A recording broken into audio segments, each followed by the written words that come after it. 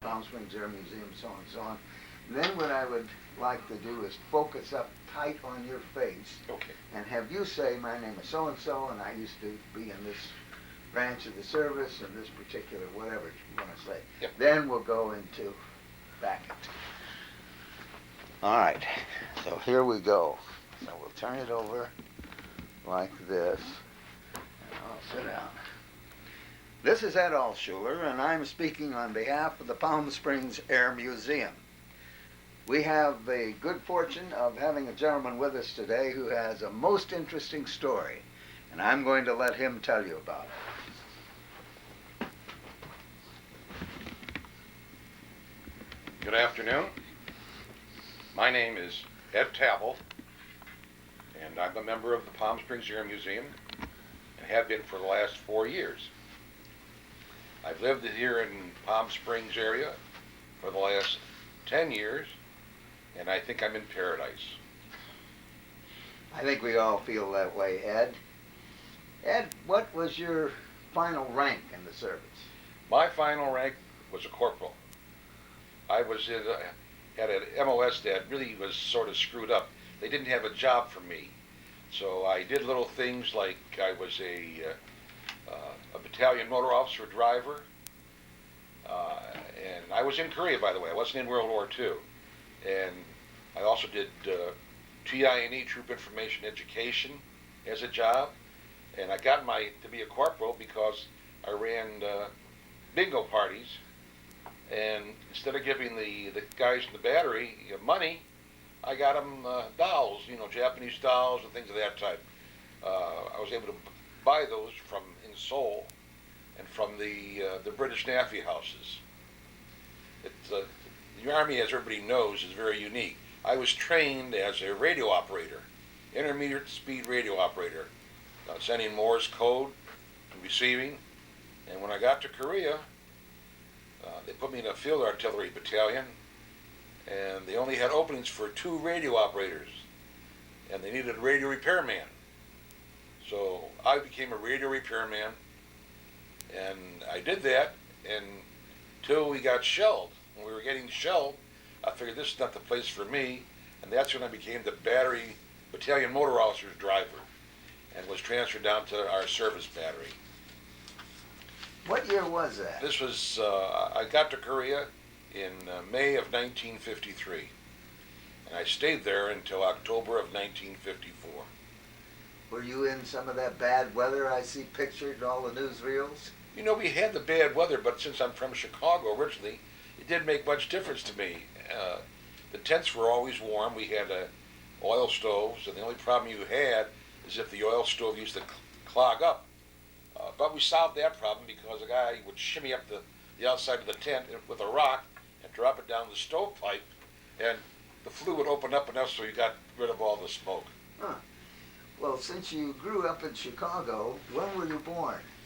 I was born July the 13th, 1932, in Chicago at Michael Reese Hospital. You're a young kid. I hope so. Yeah. I was born in 1919. You're an older kid. Oh, yeah. What business was your father in? My father was a garment maker. He used to make raincoats for a company in Chicago.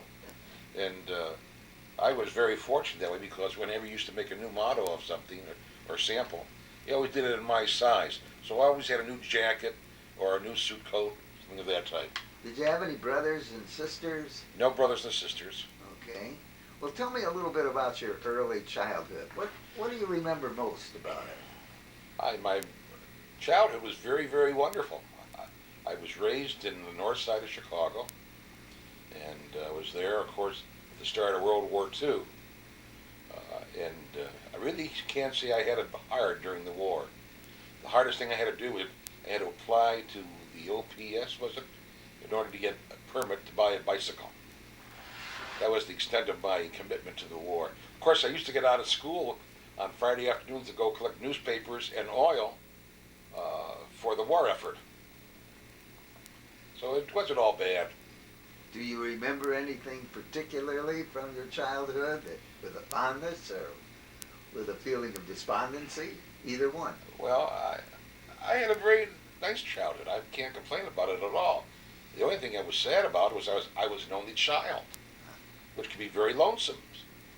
Uh, but all in all, I had no problems at school, and the only thing I didn't care to do was to move from the north side of Chicago to the west side of Chicago, and my mother did that in 1943. Uh, my grandparents were getting old, and she wanted me near her parents. Of course, you know what happens after that. They passed away. And they did. They both passed away. One was 62 and the other was 65. Uh, so Now, are you married, Ed? I'm married, and I have 3 children, and I have 5 grandchildren. And I'm fortunate that we all live in California. Well, I want you to know that you're going to get a copy of this tape, which you can share your memories with your children and your grandchildren. I certainly will. And I'm sure they'll get a big kick out of it. Did you finish high school in Chicago? Yes, I graduated from Austin High School in 1950. And then what'd you do? I went to the University of Illinois for a semester, and then transferred to City College In Chicago. in Chicago. And what were you interested in? What was your major? Business. So, are you a businessman now? I was.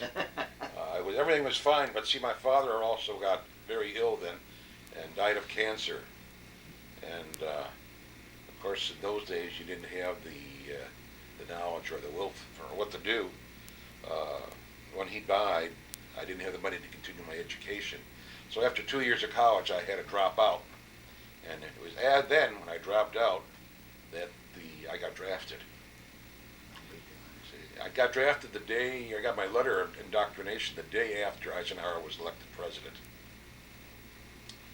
And I went into the service on November the 23rd, 1952. Well, when you were drafted, where were you sent? I was sent from Chicago. I went to Fort Riley, Kansas for my 8 weeks of basic training. And I was fortunate in the sense that they had had a big flood there a couple of years before, and they redid the whole camp. So instead of having to stoke those coal furnaces, we had gas heat. No kidding. Which was wonderful. Yeah. I was there all through the winter of 1952, and after getting through a basic training, I went to radio school at Fort Riley as well, and was there until, as I said, the first part of May, when I got, I think it was 20 days delay en route before shipping out to Korea. Boy, they sent you over early. Yeah, well, it wasn't as bad as the Battle of the Bulge, but it was Plenty bad. You know, if you remember, at that point, that late in the Korean War, they were jockeying for positions. They were attacking hilltops or mountaintops there, Three Sisters and Old Baldy and Smoky, and they were playing games with each other. If the Yanks would have it one day, and then they'd pull back and the North Koreans would count the next day, or the Chinese, and then they'd knock them off then, go back, take it again for the second time. So a lot of politics were involved in. The thing that bothers me is that the stalemate that was in Korea has lasted so many years, and you think we would have learned. And of course we did, because we had Vietnam. When you go to fight a war, you should fight it to win. And they didn't do that. They didn't do it in Vietnam either. No. Well, when you arrived in Korea, where were you sent? I arrived in Incheon and came and got off the ship and got onto a train and went to a little town called Yeongdeung-po, That's a good name. which was a repo depot.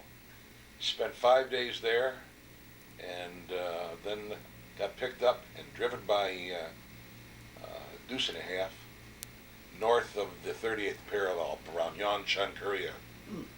So it was okay. It got there very at dark night, no moon, and of course there's no civilians up there, and you didn't know what the hell you were getting into.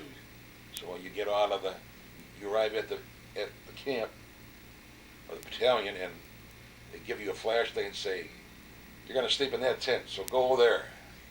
And you go there until the next morning. So you don't know anybody there. You don't know where you're at. Didn't even know where the latrines were at. But you made the most of it. You got through okay. So what happened the next day when it was light? Well, the sergeant found me, and I wasn't the only one that came in that night, and that's when I found out I was going to be a radio repairman. I was assigned to headquarters battery, and which was fine.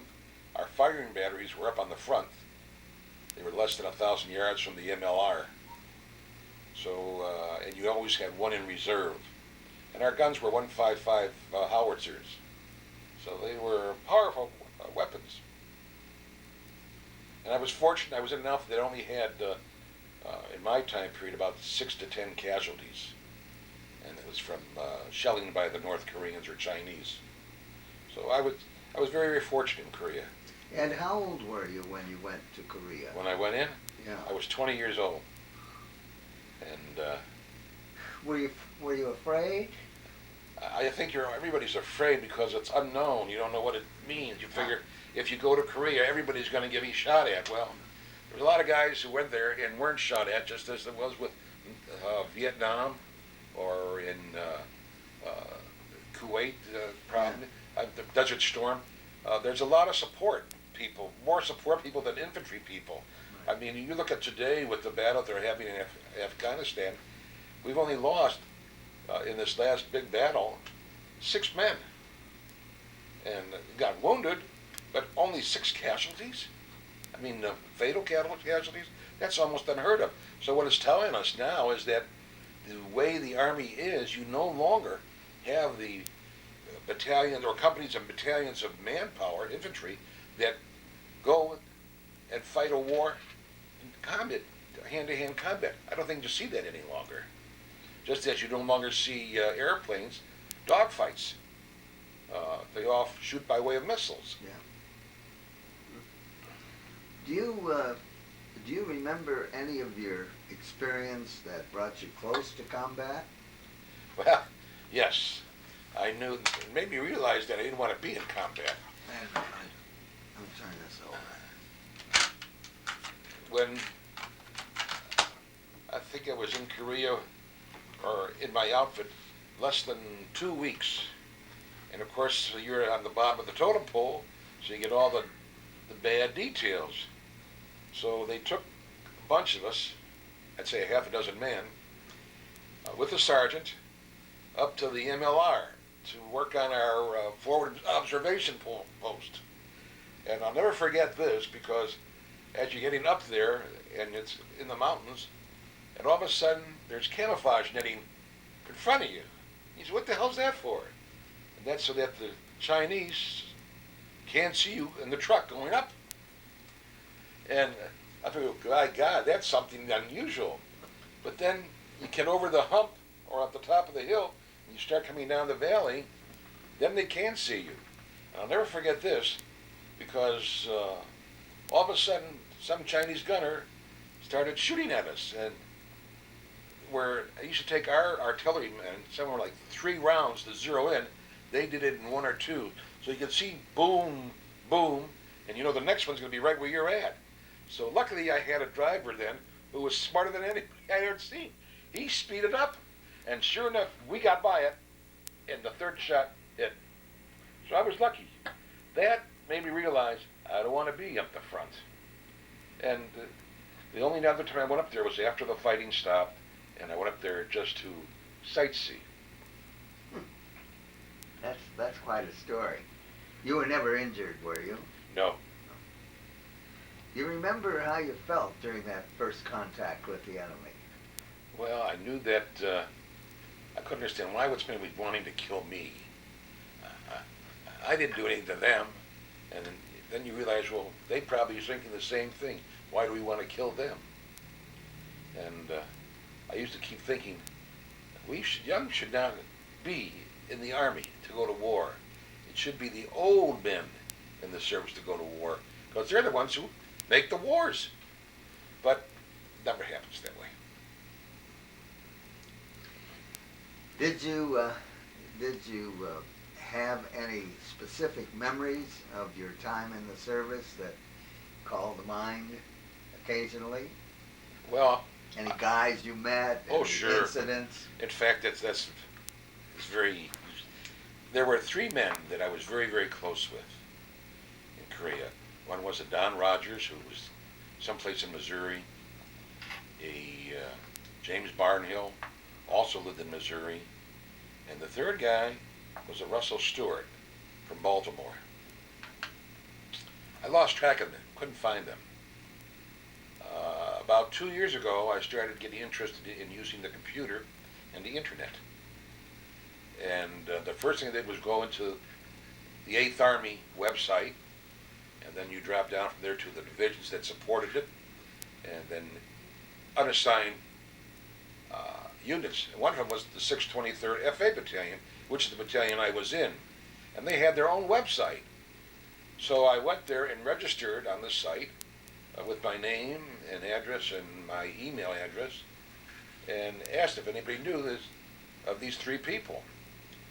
Well, I got an email back from a guy, Jack McCoy, I think his name was, who lived in Kentucky because he had been with the outfit originally, and it was a Kentucky National Guard outfit that was activated.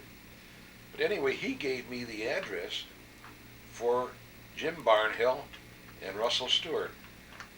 And I called these guys. Once I got their address, I get their phone numbers. And I'll never forget it, because when I talked to Jim Barnhill, I called Jim Barnhill's, what I thought was his house. I left a message on his machine. The next day I got a call back. It was him. I had called his son, and the son told his father. I had a very nice experience last summer. I went to visit some friends in St. Louis, and he and his wife drove up. So after 50 years almost, 45 years, we got to see each other and be with each other. Russell Stewart, I got a hold of. He was in Baltimore, and he was supposed to come out west, but he never made it. Never made it. Did he die? No, he's still out there as far as I know. He's very active in the black causes. And I never did find Don Rogers, who I was very close with. Why do you remember these fellas so well? Well, we went through basic training together, and when I got with Don Rogers, was basic training in the radio school. With Jim Barnhill and Russell Stewart, we were in the same outfit in Korea.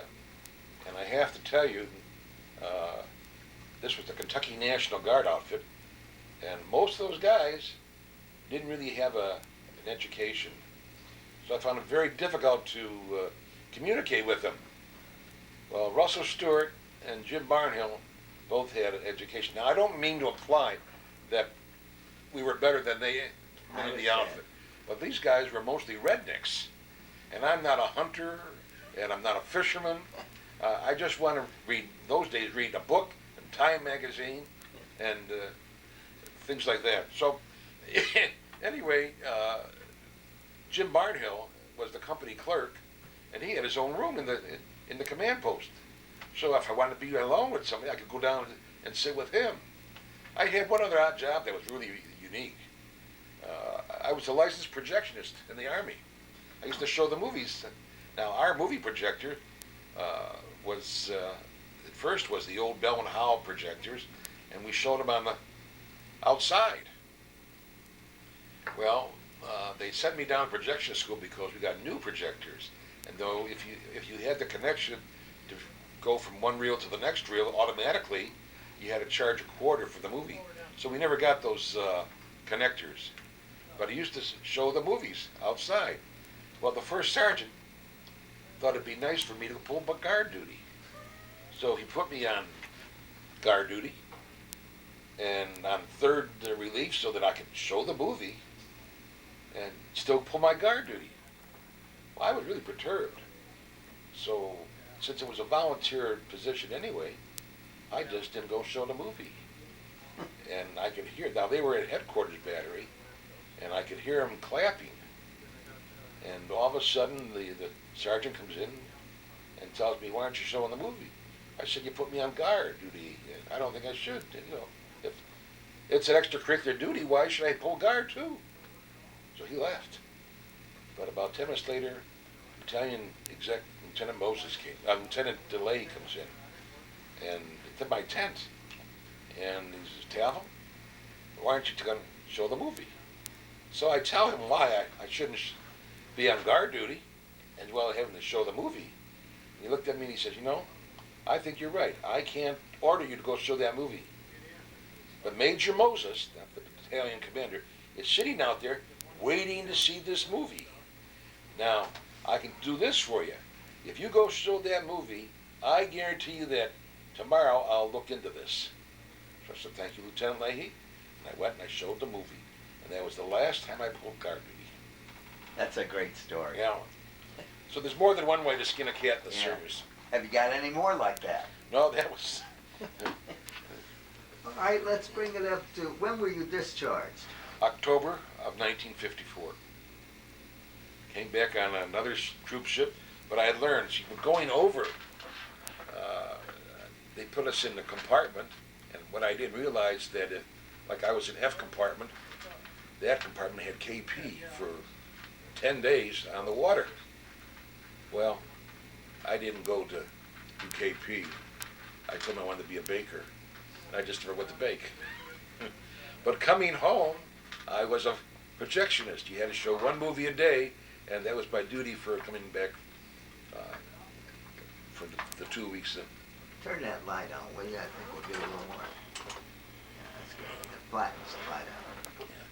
So anyway, that made it extended. Another good thing that I had happen was I came home from Korea on the ship that brought the 2nd Infantry Division home. And of course they were just a small group. They were not a large. Most of the ship consisted of men that were from other outfits. But and they thought they were really big stuff. But it was very unique. When we got to Seattle, we all got in buses, and they had a parade for the 2nd Infantry Unit Division. And those poor guys, it started to rain.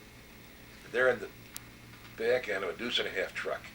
So we rode to Camp Lewis, or Fort Lewis, in a bus where they were in trucks. So we got even that way. That's the extent of my... All right, now, you were discharged where? Chicago, Fort Sheridan. And then what happened? I got out And? and learned that I didn't want to go back to school. I went back to work at Zenith Radio, which is TV. I know the fact. And then eventually got a job as an adjuster trainee. I was a claims adjuster for most of my business career. And Insurance claims? yes, casualty claims. Eventually became a supervisor of claims and assistant claims manager, a vice president, and eventually became the president of a small property casualty company in Chicago called American Country Insurance. They're unique in the sense that they wrote the liability coverage for the Checker Taxi Company and the Yellow Cab companies in Chicago. I spent 30 years with them until I retired and moved to the desert. What brought you out here? I came out here the first time in 1976, I think it was. My in-laws, my mother-in-law and father-in-law, had retired to Huntington Beach. And my wife and 3 children and niece drove to San Francisco. And I worked that week, and then I flew out to San Francisco, and they picked me up on that Friday. And when I got off the airplane, I couldn't believe how gorgeous it was. And we drove the Coast Highway all the way down to Huntington Beach. Stopped at Carmel and San Simeon, and it was just wonderful. I just couldn't, the cliffside along the Coast Highway was just wonderful. Well, we came back to Chicago, and I knew I had to go someplace. The following October, my wife and I came out here by ourselves. And in that time span, a old boyfriend of mine's mother and father had retired to Palm Springs at the El Dorado Mobile Home Park here. And we went to see him. It was already November. It's cold in Chicago. And I'm in his backyard in my bathing suit, flipping hamburgers and looking at his thermometer that says 100 degrees.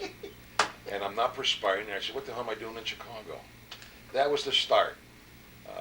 What happens then is that you start coming out to Palm Springs for a week or 10 days, and then pretty soon it's 2 weeks, then 3 weeks, and eventually I was renting a place here for a month, taking the whole month of February off.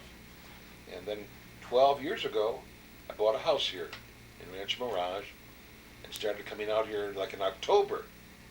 And then go back and then come back over Thanksgiving and go back and Christmas go back and still took the whole month of February off.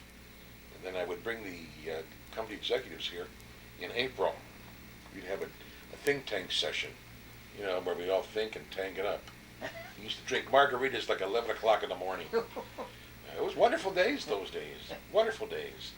But anyway, all good things come to an end. And when I retired, I never hesitated. Since I had the house here in the desert, we just sold everything in Chicago and came west.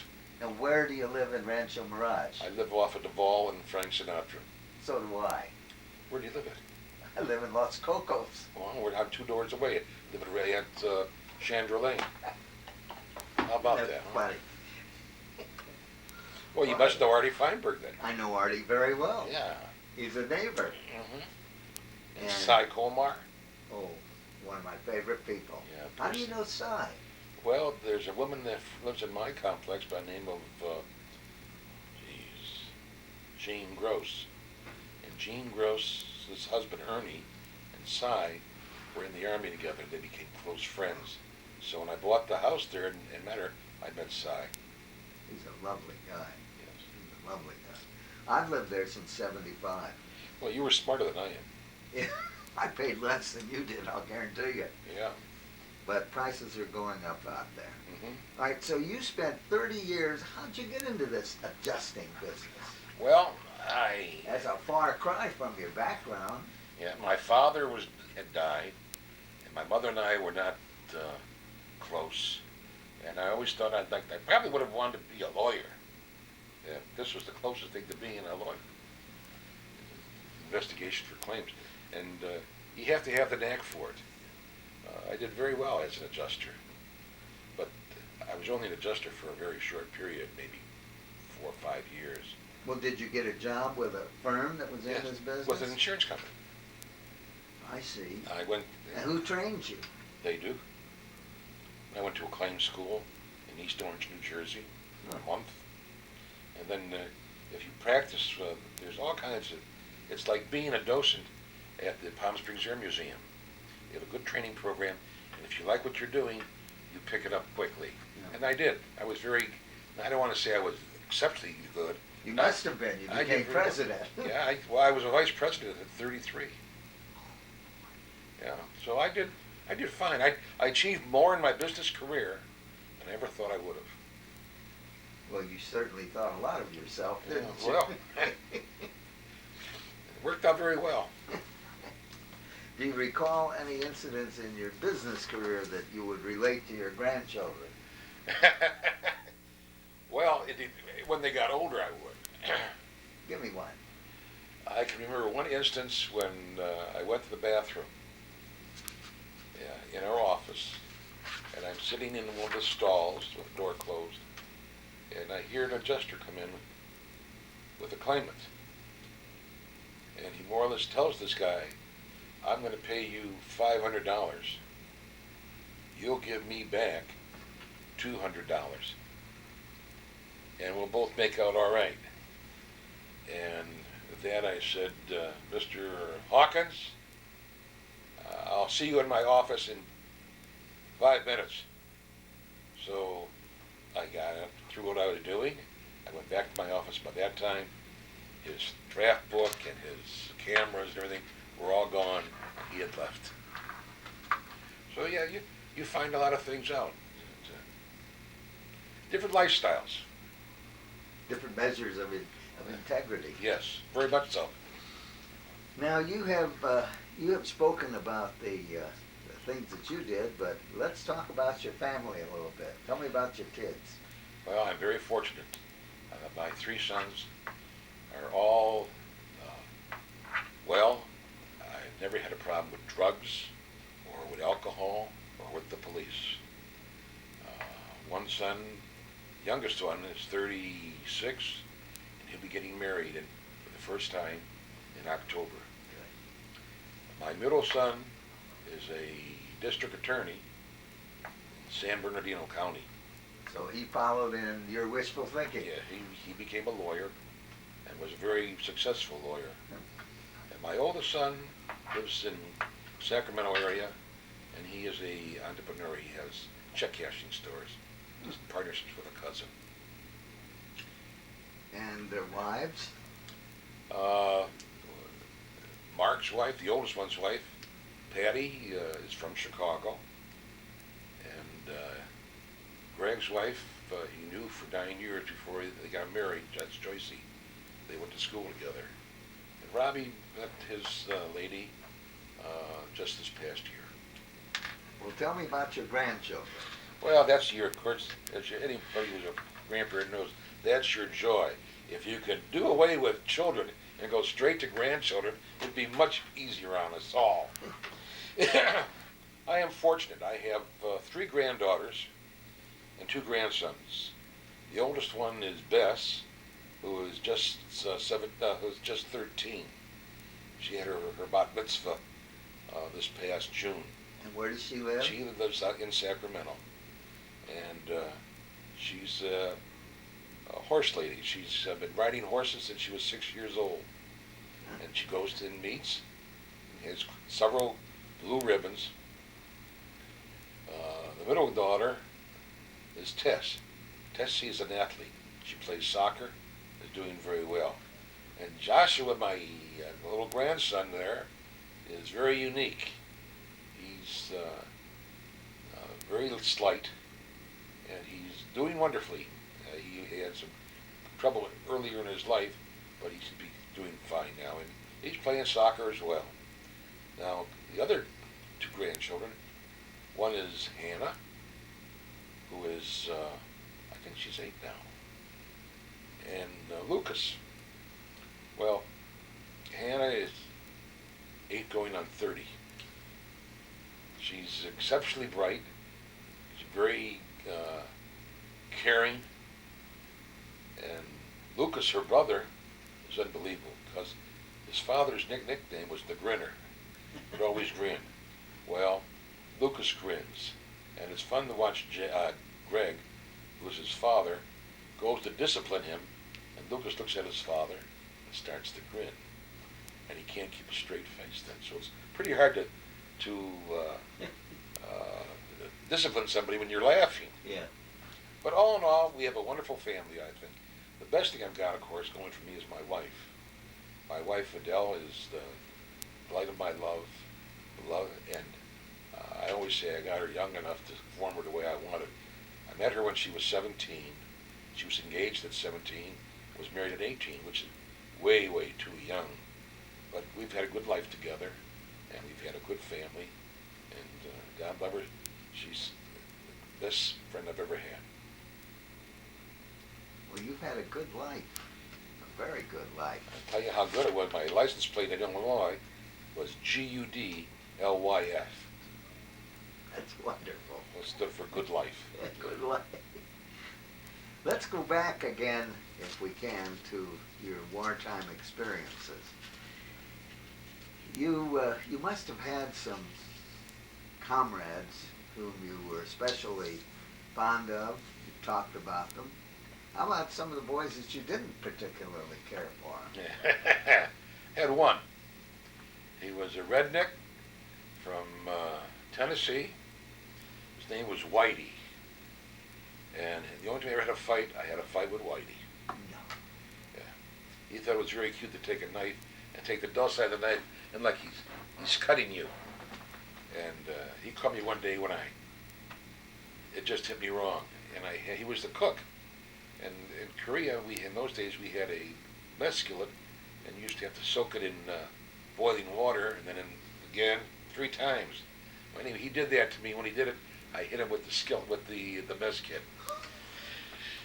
But I didn't hurt him. He was all right, and nothing was done. He didn't do it again, I'll bet. No, he did not. Never did again. What, if anything, do you miss about those days? The camaraderie. But don't you find that here in the museum? Yes, that's one of the reasons why I'm here. Me too. Yeah. It's just wonderful to be with men who have shared our experiences. That's right. people who have not been in the service, whether it's World War II or Korea or Vietnam or the Persian Gulf War, they will never know what it means. In the resume that you would make with all your experience and your wisdom, what would you say to your grandchildren that you would want them to remember? About me? About you and about life, That, about the future. well, that the world is your oyster. You can be whatever you want to be if you work to do it. Don't wait for somebody to give it to you. You have to step up and do it yourself. And I'm not saying that you should be ruthless. I'm saying you should be carefree in regards to your thinking and care about what you do and how you are. There is no doubt that a person who has more ethics, in my eyes, is better than the one who does not. Absolutely. I agree with you. Well, it has been a pleasure talking to you, Mr. Tavill. It's been a pleasure. Tavill or Tavill? Tavill. Tavill. Mr. Tavill. Now, I can't tell you what it was originally because my paternal grandfather went from Russia to Manchester, England. No kidding. So I can't tell you what it was. But I can tell you this, though, that the first time I went to England, I met 3 aunts and 27 cousins that I had never met before. That's interesting. So your family was from a small village in... They were from Manchester, England. No, in Russia. Latvia. Latvia. And he escaped? Oh, I don't know if he escaped, and I don't know when he went to England. My father came here when he was 20 years old, or 22 years old by himself. He was the only one from his family that came to the States. From Manchester? Yes. Did he speak with an English accent? By the time I came around, he had lost most of it. That's, But I have the manifest sheet from the ship that he came in. I thought he came in by way of Ellis Island. He did not. He came in by way of Canada. It's very interesting. And $60 in his pocket. So. Why, they were brave people. Well, he had a trade, so he get a job right away. Yeah. And he built the business. No, he didn't build a business. He was a sewing machine operator and worked for somebody else. Never had a business. Is that so? Well, it's been a real pleasure talking to you, and I appreciate the interview. Thank you. Now you stand by, and I will give you the tape out of here. I hope to Christ it worked.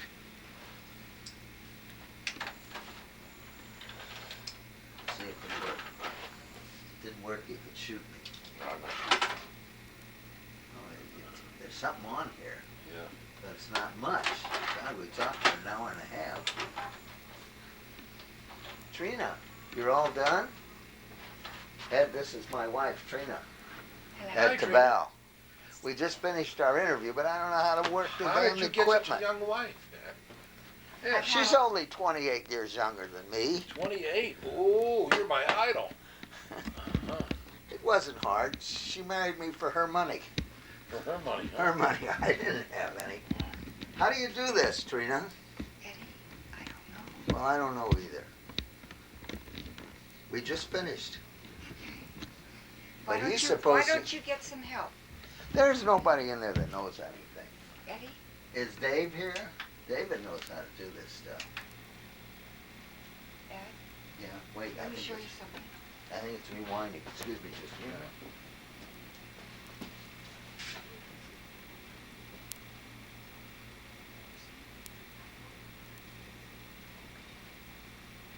You here?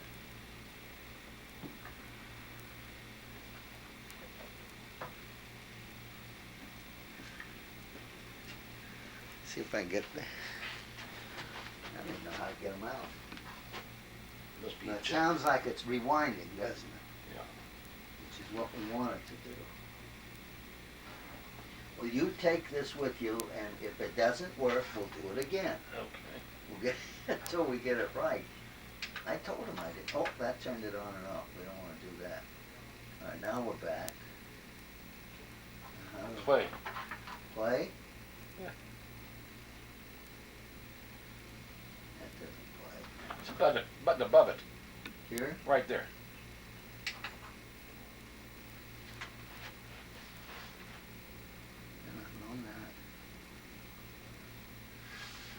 corners.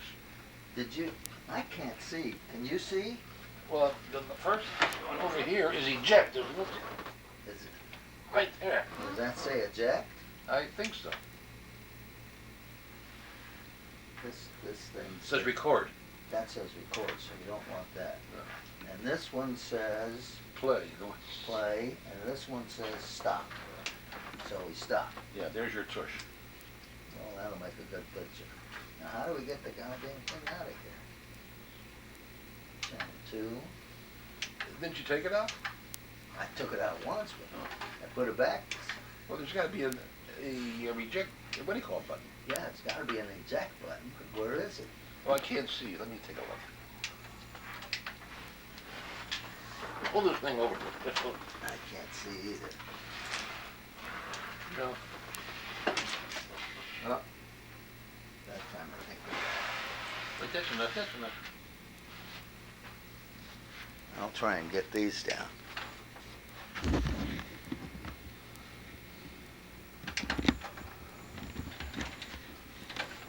There you go. Did you get it out? Yep. Is it back to the beginning? Nope. But we can do that now.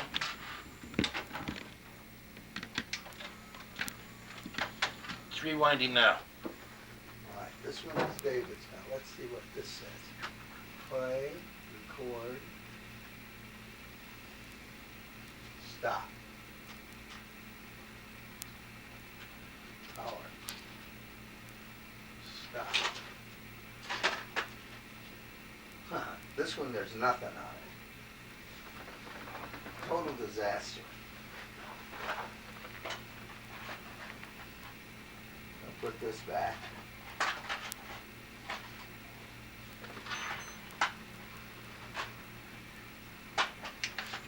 Now, how about this one? Can we get this one out?